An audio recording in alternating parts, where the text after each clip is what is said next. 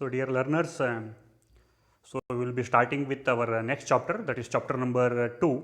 The title is software process models. So, let us start with the introduction part of the software process and software models. Okay. So, in this particular chapter is concerned, anyway it is a part of module 1, still we are under module 1. Okay. So, our previous videos we have covered chapter 1. So, let us start with the chapter 2 here, okay, under module 1 itself as per the syllabus is concerned. So, here the topics to be covered are the process activities, that is software process activities, and software process models. So, these are the two important topics that we are going to cover here. Okay. So, let us start with the software process. So, what is the definition of the software process here? A software process is defined as a structured set of activities required to develop a software system. Just have a look at here. Okay. So, what do you mean by software process? It's a structured set of activities. Okay. Structured in the sense what? A well defined set of what? Activities which are required to what? Develop a software system. Okay. So, now we will see what are those well defined activities or structured activities here. So, there are four fundamental activities that we can treat it as a part of our software process activities. So, let us see one by one there.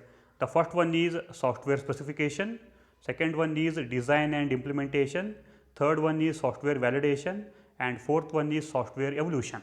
So, these are the four activities.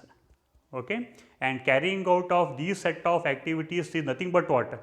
A software process, just do remember. Okay. So, let us see one by one what are these activities in a very abstract level, in a very simple way. Okay. So, the software specification is nothing but what? Defining what the system should do, means what the system in the sense my software system should do. The meaning here is what the system should do means what? What are the different functionalities and services that my software system is supposed to provide, to whom? To the end users, to the customers. So, it means that software specification is nothing but what? Defining the different functionalities or services in terms of what? The requirements, and which will be defined for whom? For the end users or customers. Clear? That is called as what? Software specification activity. And second one is what? Design and implementation. So, this is the second process activity. So, design and implementation is nothing but what? Defining the organization of the system and implementing the system. So, this activity consists of two things here. One is designing. Designing is nothing but what? Defining the organization of a system. Just have a look at here. So, organization of a system, always do remember, if you take any software system, okay, it is not a single entity. Every system is made up of what? Different subsystems. Every subsystem is made up of what? Different components. When I will combine more than one component, I will get what? One subsystem. When I will combine more than one subsystem, I will get what? In turn, one full software system. Okay. So, that is the reason that every system consists of different parts or different subsystems, and in the design we are going to define how all these different parts will be get organized. Means I am to define the architecture for this. I am going to define the model of all these different subsystems. See, for example, say when I am talking about a computer, what is computer actually? If you say that, do you think that computer is a single entity or single component? No. When you start diagrammatic representation of a computer consists of what? Input, output, okay, processor, memory. See there. When I will start talking about computer as a system, okay, in depth, when I will enter into that, I will come to know that different what components over there. Input is different, output is different, memory is different, processor is different. Then how I am going to organize all these different parts to make it as what? A computer. How I am going to interface all these parts. So, that all these things will be done under what? Designing. Once the designing will be done, the designing will be converted to what? Implementation. Implementation is nothing but what? Writing the program, or you can call it as what? Coding, or you can call it as what? Programming.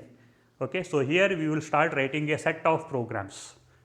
Okay, so this is nothing but what? And once you complete this implementation, means once you complete the writing of all these set of programs, you will get what? An executable software. Okay, an executable software that you are going to get it. So once you will get that executable software, then we will go forward. Third activity, what is that? Software validation. So here in the validation, what we are going to do? So here we are going to check for what? Whether our software is going to exactly meet the customer, what exactly the customer wants. Okay, just have a look at here.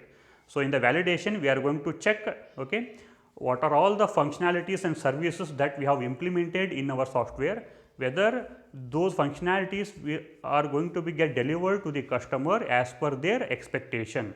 Why? Because these functionalities have been defined in what? Specification. So in the validation, we should prove that all the requirements that I have defined in the specifications are well defined, well implemented, and they are up to the mark, so that the customer, or in whatever the way the customer wants, in the same way all these specifications have been what? Implemented. That is called as what? Validation, or it is also very popularly known as testing. We are going to test it. Is it clear? Don't think that software testing is giving some input and getting some output. So here the output is, we will be thinking in terms of the services and functionalities, what exactly my customer or end user is going to what? Expect. Okay. So once my software is ready, once it is get tested, everything is fine, then the software will be hand over to the customer. The customer will start using the software. Once the customer will start using the software, our evolution will start. Evolution is nothing but what? The maintenance. So here what happens? The changing the system in response to what? Changing the customer needs.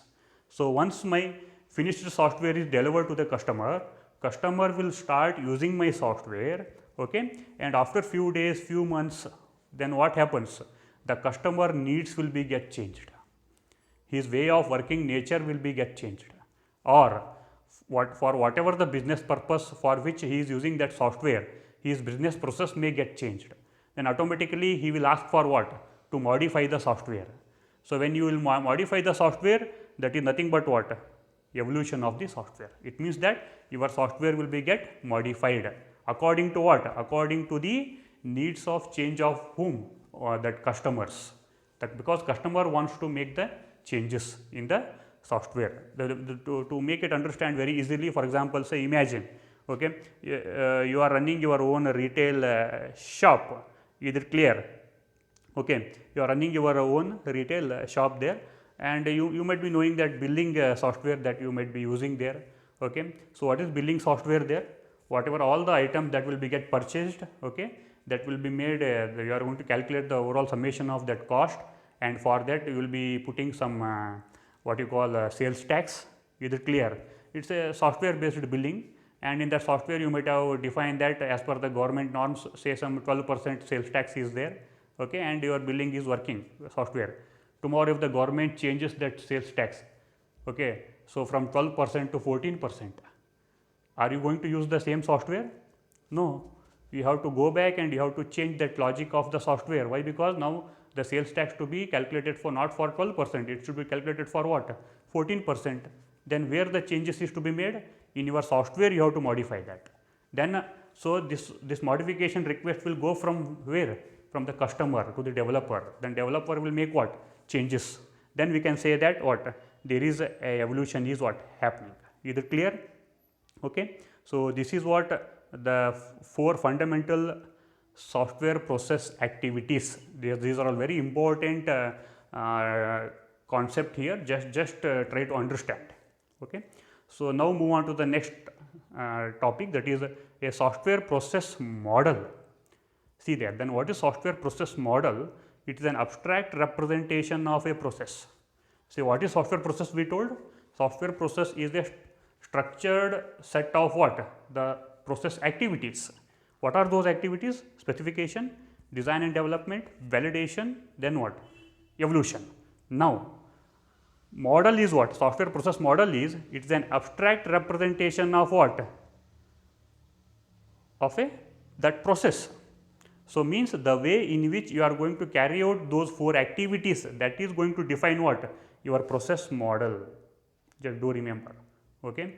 So, it is not mandatory that in a same way I have to carry out these 4 activities. So, for different process, different softwares, different companies will approach is what? Different. See, they might be carrying out the same 4 activities, but in a different style, different manner. So, based on that, okay, my process model will be get what? Changed. Okay.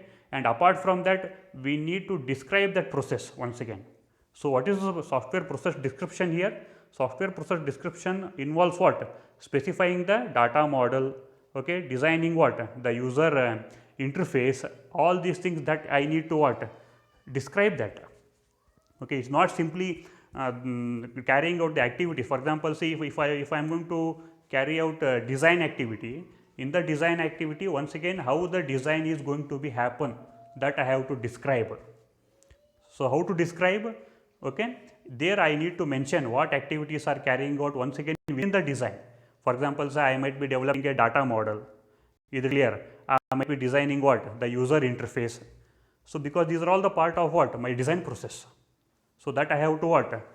Mention there. And apart from that, what are the process description may also include what? Some more things that it should include. What are those? The first one is the products. Products is nothing but what? Which are the outcome of the process activity. So, every process activity is having its own output or outcome. See, for example, say when I am going to say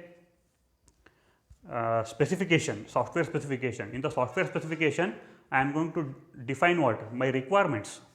Okay, what is the outcome of that software specification activity? The outcome of that activity is one big document where I am going to define all the requirements and functionalities that my software should provide. So, that I am going to define and I will make one document, that is the output. Is it clear? Then what is the output of your design? My output of the design is what? Different system models and architectural representation. What is the output of my development? It is a executable software. See there. So, like that every activity is having some sort of outcome, they are called as what? Products, that you have to describe. Then second one is roles.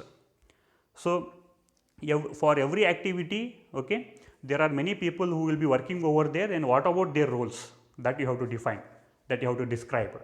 For example, say, see, a single person is not going to involve in all the activities. Always do remember, whenever a software development is happening, okay, a single person is not involved in all the activities.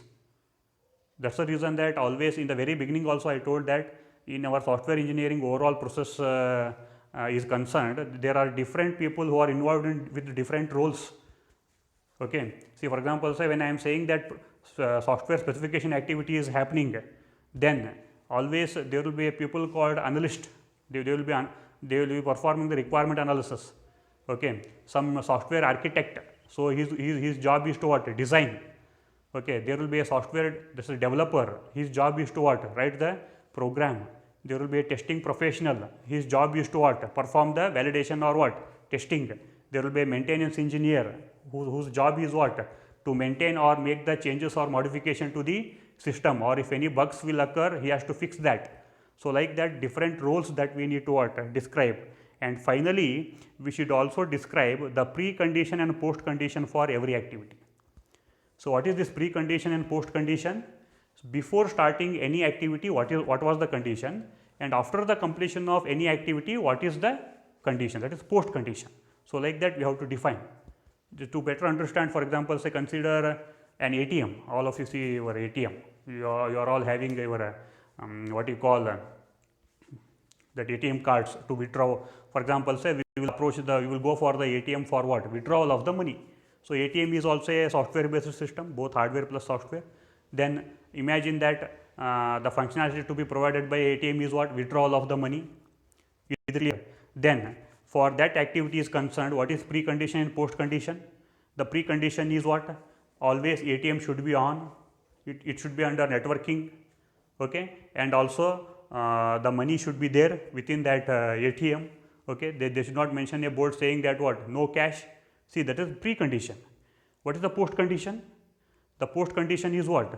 After completion of your money transaction, okay, you should be get delivered with what? The amount that you want. okay, that currency that you should get it out, then you should get back your ATM card and the system should be what? Automatically logged out. See there. So, this is the post condition. So, like that for every activity that is happening in case of software process is concerned, there should be a precondition and a post condition should be described. Okay. Hope you have understood this. Next, coming to the next another topic, that is plan driven and agile process. So, whatever these process activities that we are going to carry out to develop any software, okay, so that software processes can be classified in two different ways. One is plan driven and another one is what? Agile process. Look at there, what is plan driven here? The name itself indicates in plan driven process, the processes where all the process activities are what? Planned in advance, and the progress is always measured against what? This plan. Name itself indicates in a plan driven process, all my activities like specification, design, development, validation, okay, maintenance or evolution, all these things are well planned. Means in the very beginning of my software development, okay, or that project will start, everything will be get planned. Okay, we will schedule that when it should be get started, when it should be get ended, okay, how many people should work on these particular activities, everything should be well planned. Is it clear? But in agile process, what happens? The planning is not finalized, it is what? Incremental. Means as and when it will require, we will go on changing the plan, and also as it is more flexible, we can change what? The customer requirements also. See if your process model is planned one, then it will be difficult to change the requirements. Why? Because we have already planned everything. So, if we change something, then it will affect the whole plan over there. But in agile process, what happens? Here it is not well planned, it is a more flexible, where we can adopt any type of changes as and when it is required. Okay. But ultimately, see there, we cannot say that there is no right or wrong processes. So, it depends on the type of the software always remember. It depends on what?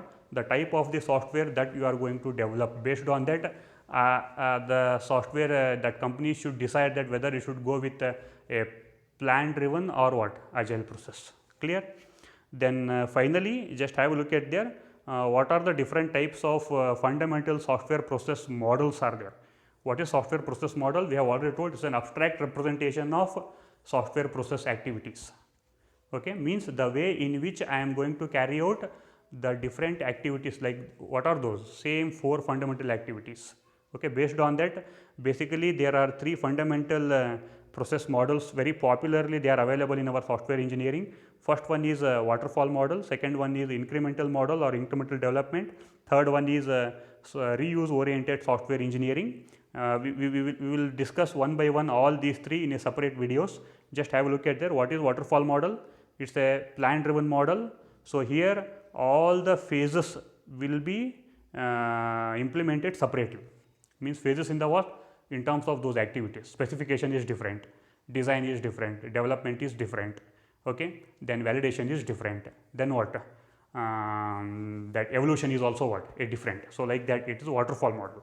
Second one is incremental development, means here all the specification, development, validation, all these are what? Interleaved. Interleaved means overlapped. So, here there is no clear cut boundary between all these phases. Okay. So, hence either it may be a plan driven or it may be what? Agile, whatever it may be for incremental delivery is concerned. Okay. And for finally, there is the third type, that is reuse oriented software engineering. Okay. So, here actually what happens? Here we are going to assemble the existing components. So, here the software is not developed from the scratch level. Is it clear? So, whenever I want to develop any software, we have already told that software is not a single entity. There are so many parts will be there. Okay. Out of those parts, I will search any part of the software is readily available, means ready made. So, that I will take it readily available, and what the things which are not readily available, that we will implement on our own. Then we will integrate both, that is called as what? Reuse oriented. Reuse means what? Reusing the existing component or part of the software. Is it clear? And this is also either it may be a plan driven or it may be what? Agile method, whatever it may be. Clear? So, in depth we will look into all these things in the forthcoming videos. Okay. Thank you.